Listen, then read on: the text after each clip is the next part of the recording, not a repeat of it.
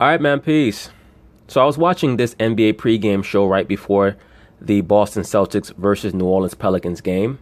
As you can see, it features NBA great and basketball genius Isiah Thomas, and he's flanked on either side by Chris Webber, who should be in the Hall of Fame if Tracy McGrady's in there, and Kevin McHale, who's one of the great low post scorers in NBA history and is also currently in the Hall of Fame. So I decided to make this video because Isiah Thomas, while speaking on the New Orleans Pelicans and their two-headed monster of Anthony Davis and DeMarcus Cousins, made an assertion about the current NBA style of play in this current small ball era that synced up with something that I've been stating for a very long time in regards to how the current NBA style has proliferated throughout the league, which is basically that everyone plays the same style. So anyway, they're going to talk about it, and I'm going to chime in. You know, one thing I noticed, Kyrie went over to London and turned left-handed. Did you see him shooting all those left-handed jumpers? Yeah. Did you ever shoot left-handed jumpers from 15 feet to warm up? Seriously? Not from 15 feet. That's what I'm saying. No, I would make that, that little left-handed layup. Yeah. But never practicing my jump shot. But you know what? I will say this. Many of the players in today's NBA, particularly the guards, spend much more time mastering their manual dexterity than the players in Isiah's era. They just do. They focus on being proficient with their left hand much more than the players in Isiah's era did, which is a testament to them. Because I see Steph Curry warming up in the same way. They like to make sure that they're ambidextrous. And quite frankly, really only the most highly skilled players back in the 80s and 90s were concerned with being ambidextrous from range. Like Larry Bird and Isiah Thomas and some of the other players were highly proficient with their left hand outside of just making layups, but very, very few. Now you see players like Steph Curry and Kyrie Irving and what's the brother named Kemba Walker, play with Charlotte. These guys go to great lengths to improve their offhand, and it's a great thing. Jump shot. He's working on his left-hand Jimmy. But I think that's what's so amazing about all these players now. Again, all of them continue to work on their game, and they get better, and they always are adding something different. Yep. And I'm happy that Isiah said that, because I'm sure that there was going to be some guy in the comments, "Would you talk about players back then didn't work on their left hand? You don't know what you talk about. You forgot about Mo Willis, who played with the Atlanta Hawks from 81 to 83. He was great with his left hand. You don't know shit." There he is, right there. Hey, tell us the story. Didn't you say you played with Bird? Was he either shooting with his left hand or off the backboard in the game? What was that? Well, no, Larry came down one time. We played in New Jersey, and he came down the left side, threw it over him. He rose up. Now there's no defense attacking him. He rose up and just shot a left-handed jumper off the window. Made it. You know, you look at the guy. Yeah. I kind of ran in the car. I gave him one of these. He goes, just felt like it. I said, okay. I never felt like pulling a 20-foot left-handed jumper. Yeah. Ever. Didn't he play one quarter in Portland? You say he's going to play with the whole quarter left-handed. Larry played left-handed once in a while. I played left-handed for a while. Just bad bet with Rick Carlisle, who's now the coach. See, They They were so good. They were just bored, right? See, when you talk about the super teams, right? This is what the super teams do. Hey, you lucky you ain't doing that against Houston. Reason would have been knocking on your door in the locker room. You ain't going to talk about that. But the classic line with that was that Bill Walton really stuttered back then. Bill Walton came over timeout, and Bill finally realized I was playing left hand. He goes, the game is way too easy for me. And that's what you get on Players Only.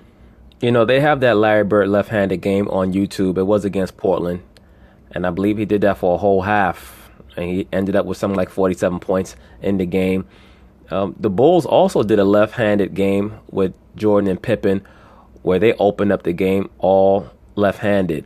They were both dunking with just the left hand, laying the ball up with just the left hand, doing jump hooks with just the left hand. So that was something that, as Isiah Thomas said, great players often did to challenge themselves, normally if they felt like they were playing scrub teams. And if you don't enjoy it, I don't care, because I enjoy getting the story from these players. And guys, when we look at, let's start with New Orleans. It has so much potential. They're big fellas. We're going to talk about it a little bit later in the segment, but Why have they been around the 50% mark, in you guys' opinion, the 500 mark when it comes to scoring games? You know, in my opinion, I think when you have two guys so immensely talented and so unique, our league has never seen two players of this size with this kind of skill on the same team. And therefore, I think it takes a unique approach from a coaching standpoint and a personnel addition standpoint to find the right players to fit around these two guys' unique skill sets. I mean, I agree with that. And basically what Isiah Thomas is trying to say is that the reason why they're hovering around 500 is because they're not getting adequate play from their backcourt. Now, I will say this. Jrue Holliday has been stepping his game up recently, and I believe that has coincided with their recent success. But it's the job of the point guard to make sure that both of those big men are receiving the ball in their spots or at their prime spots while on the floor, where they like to score or make their post moves. So it's up to Jrue Holliday to make sure that those players are successful. Now, in this current NBA, players like Anthony Davis and DeMarcus Cousins, they have guard skills. So oftentimes, they may get caught up in over-dribbling. So it's also up to the point guard to make sure that those big men are not over-dribbling. He has to accentuate to them that, look, I'm going to get you the ball in your prime scoring area, and you have to make quick moves with it. Because when you just stand outside at the top of the key or at the 3-point line going through your legs 500 times, that is going to bog down the entire offense for the whole team. So what Isiah Thomas is basically saying without saying it is that Jrue Holliday has to make sure, as well as Rajon Rondo, that they commandeer the offense properly. Really what they're missing is a wing. The Pelicans are really missing a dynamic wing player that can take a lot of the pressure off of Boogie Cousins and Anthony Davis so that they don't feel compelled to basically become 7-foot perimeter players out at the 3-point line, going in between their legs, pulling up for all those threes. The Pelicans will be the most dangerous team in the playoffs if they can get a dynamic wing and their point guards can really commandeer the offense. Because I saw them against Boston, and Boston just could not deal with their dynamic size. Not just size, they have dynamic size because they have big players that can actually play. It'll be very interesting if they could face Golden State in a second-round matchup. Of course, they wouldn't beat Golden State, barring an injury. But it would be very interesting to see over the course of the last couple of months of this season how much better they can get and how much they could push Golden State in a 7-game series. I mean, it's different. It's like what Phil Jackson did with Michael Jordan. He said, okay, I don't need a traditional point guard. I need a Craig Hodges kind of point guard that can shoot the basketball. I need a B.J. Armstrong. I need a John Paxson. I don't need someone like an Isiah or a Stockton who can control the show. I need someone that fits Jordan's less skill. is more. Absolutely. Because if you saw any of those Bulls games throughout the mid-'80s, Jordan truly struggled with a point guard who tried to play conventional point guard. When I say struggled, meaning it was almost like a waste of time having a conventional point guard because Jordan was such a force of nature. Jordan would almost come to the point guard, whether it be Sam Vincent or whoever it was, and just take the ball. Just say, give me the damn ball. Because you don't know what the hell you're doing anyway. More kind of in that specialty skill guy. And I think with these two guys, right, what they need, they got the perfect point guard, I think, in Rondo. Okay. I think Rondo's the perfect point guard for them because he understands reposts. And what I mean by that, right, is like when I first started playing with James Edwards and I threw it into him, right, and he threw it back out and I shot it, he said, hey, you shoot it on the third pass. He said, you throw it to me twice and you shoot it on the third pass. And Isiah Thomas was such a dominant player, man. He was so dominant. Great basketball player, Isiah Thomas. Yeah. I just saw a game that I hadn't seen in years on YouTube, which was the Game 3 between the Detroit Pistons and the Chicago Bulls in 1990. Now, the Bulls won that game. Jordan had 47 points. But Isiah Thomas had something like 36 points, 8 assists, 5 rebounds, 4 steals, like some crazy stat line. This guy was 6 feet tall, going one-on-one with Michael Jordan. There were points in the game where Jordan was trying to guard him. And there's a reason why Michael Jordan said that this man here was the toughest player that he ever had to guard in his career. Isiah was cooking him at certain points. And of course, people who don't understand the game will say, "Oh, well, Jordan was supposed to be this great defensive player. How come this guy's scoring on him?" In the NBA, great players are going to score on great players. It doesn't matter how good a defense you play. It doesn't matter. Isiah Thomas was a dominant player. And I think what they need to do is find just some other shooters to put around. But Rondo, I think it fits perfectly with Davis and Cousins. Yeah. You know, I think that don't try to be tricky. Don't go out there and say we're going to reinvent the game with these two horses. Get the ball in the post. If you're going to be an other playing along with Cousins and Davis, you got to get yours in the break. You got to get yours when the big guys have run and drawn all the defense down into the paint. You come in to step into a jump shot. But other than that, these two guys got to have the ball every single possession. Yeah. Let them play. I agree with that. The ball has to go through their hands every possession. It has to touch both of their hands every possession. And they could play a lot of two-man game because they can handle it and they both can pass. And I think that we're seeing that as the season goes along and they're getting more comfortable with each other, it's very easy for them to exchange roles. One of them playing high post, one of them going down low.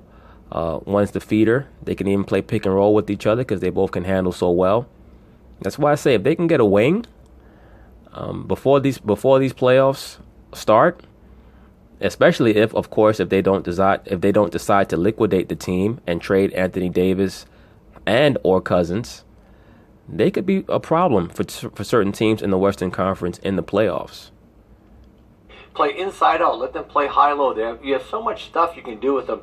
And so, you know, when you look at these guys, they're averaging over 52 points a game as a tandem, but over 7.5 assists between the two of them. 52, 23, 4 blocks and 7. Just Wow. It really Wilt is. Chamberlain numbers. It's you're right. I will think that themselves. That's one guy. But the amazing thing is how talented they are. They just need to find a bunch of players that are willing to really defend, guys that can really shoot the ball, and just are saying, these are our two guys, they're going to touch the ball every possession. I agree with that also in regards to their supporting cast. Their supporting cast has to play high-level defense. If they had a supporting cast that could play a high-level defense, they would be very dynamic because you already have rim protection. So let's say Boston had those two big men with the rest of their personnel and the coach, Brad Stevens, they would definitely win the NBA championship, no doubt about it, because when you have that low post protection, that rim protection, and then you have your perimeter players and your wings going out there and guarding from 30 feet on in, that's a dominant team right there. But fortunately for the rest of the NBA, they don't have that currently in New Orleans, and most likely that team is going to get liquidated. And you know, I guess to simplify, right? They need to find 9 other guys that really like them. That just wants to be their friends and see them. Want some assists. Yeah, and want to see those two guys improve, right? Yeah. They can't be playing with guys who want to compete against them because these two guys really have to be the show. And you know what's interesting for Isiah Thomas to say that? They had a segment a couple of weeks ago where Bradley Beal was in studio here, and in an off-camera conversation that Isiah Thomas was having with Bradley Beal, he was congratulating him for not being jealous of John Wall. And this is the second time that I've seen him touch on that aspect of team play where you have to be wary of jealousy on a team. And I think that he's referring to Adrian Dantley, because anyone who's seen the Bad Boy documentary, there was a portion in that documentary where Adrian Dantley is talking about how he didn't like Isiah Thomas and Isiah Thomas didn't like him, and how Isiah Thomas wanted it to be his team and yada, yada, yada. And clearly Adrian Dantley, though a great player, was delusional. Isiah Thomas was there first, so why would you think that the team was going to be your team? So there's a little doubt in my mind that Isiah Thomas constantly touches on the sentiment or the aspect of jealousy on a team because he knows how it can fracture a team, how it can hurt a team if jealousy is left unchecked. Hell, jealousy can fracture your life if it's unchecked. You have to be very, very wary of people who are jealous or envious by nature. You have to get from around those people because jealousy is a disease. It eats away at a person just like cancer. Yeah, you got to have one agenda. That's winning, and we're going to win through our two big guys. Yes. Yeah. And that's the big thing. I'd love to see a team like this win 50-plus games and start making noise in the league, and maybe we can get away from some of the small ball. I know. But you know what? I think that the league is already starting to move away from small ball a little bit. Because let me say this. Right now, And I think I mentioned this before. The NBA is in a great spot with their big men. There was a little portion where there was a lull in the big men, especially in the early 2010s. But right now, with Embiid, with Cousins, with Davis, with Karl Anthony Towns, the NBA is in great shape with its big men. I mean, it's not quite what it was in the late 80s, early 90s with Ewing and Olajuwon and Shaq and David Robinson and Brad Daugherty, etc.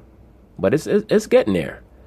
Because right now, those guys that I named on the career arc that they're on right now, all those guys are going to the Hall of Fame.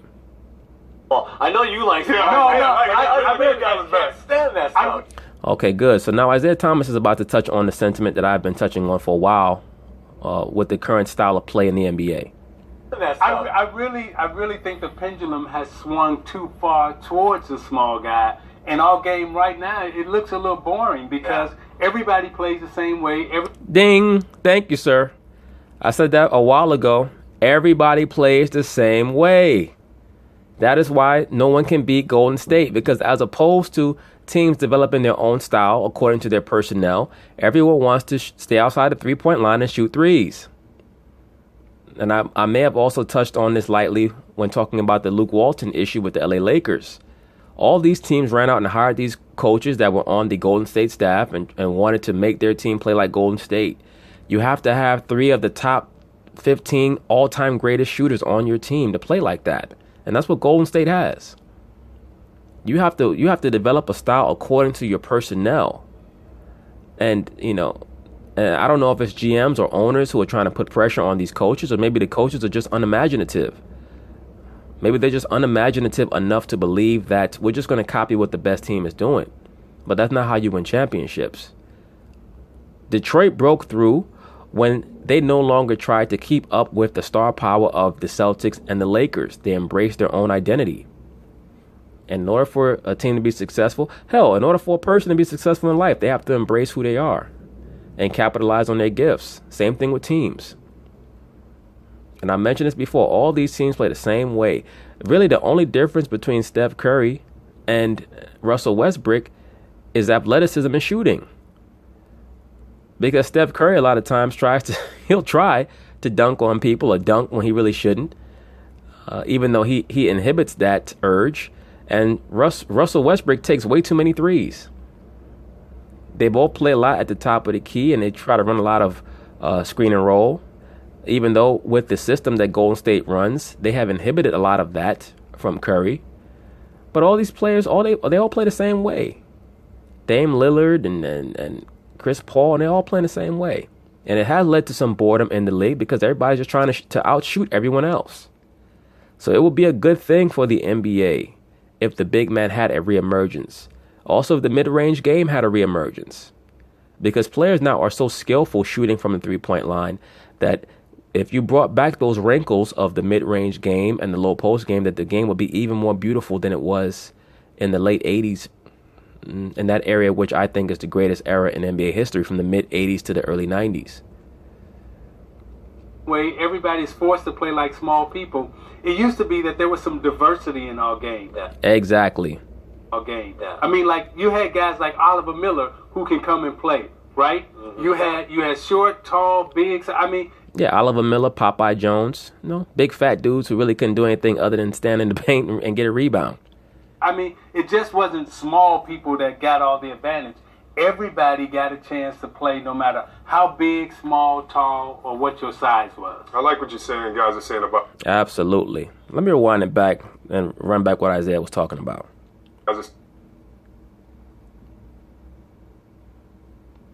Swung too far towards the small guy. And our game right now, it looks a little boring because everybody plays the same way. Everybody's forced to play like small people. It used to be that there was some diversity in our game. I mean, like, you had guys like Oliver Miller who can come and play, right? Mm-hmm. You had short, tall, big. I mean, it just wasn't small people that got all the advantage. Everybody got a chance to play, no matter how big, small, tall, or what your size was. I like what you're saying, guys. Absolutely. And once again, this is why the brother is a genius and a basketball mastermind, Isiah Thomas. And he's wonderful on TV also. He constantly makes the most cogent points on every panel that he's on. Saying guys are saying about kind of coaching situationally for this team. I think Larry Brown did that when he had That's what he did exactly. AI and put all defenders, McKee around him. McKee just wanted to get steals and play hard. Everybody thought they was crazy. Like Iverson shooting 35 times. It's all right. And they were like, yeah, we like it when he shoots 35 times. Exactly. We shoot 2. Exactly. Lynch's at 3-man. Yeah, they definitely did it. And hey, we want you to. Absolutely. And that's a great point that Chris Webber brought up. How successful that team was, even though it was just for 1 year, with Allen Iverson and his cast of supporting stars. Why? Because as Isiah Thomas stated, they were not jealous of Allen Iverson. And Larry Brown realized that in order for that team to maximize its potential, they were going to have to utilize and accentuate the gifts of their best player, that being Allen Iverson. His gift was to score.